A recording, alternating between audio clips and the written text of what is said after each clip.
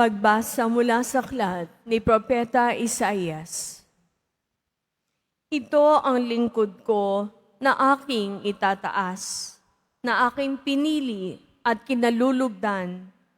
Ibubuhos ko sa kanya ang aking espiritu, at sa mga bansa ay siya ang magpapairal ng katarungan.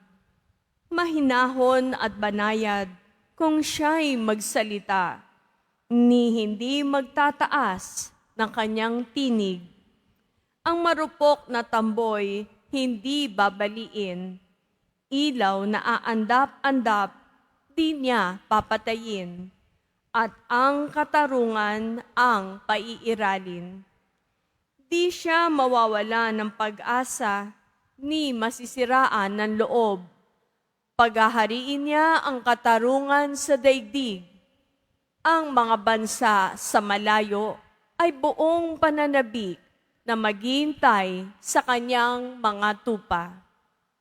Ang Diyos ang lumikha't nagladlad ng kalangitan, lumikha ng lupa at nagbigay buhay sa lahat ng bagay dito sa daigdig.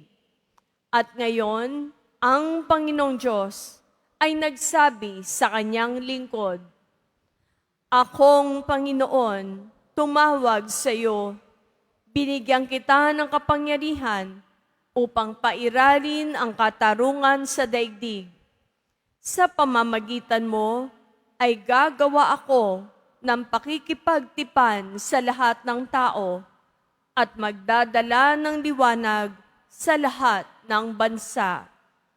Ikaw ang magpapadilat sa mga bulag at magpapalaya sa mga bilanggo ng kadiliman." Ang salita ng Diyos. Salamat sa Diyos.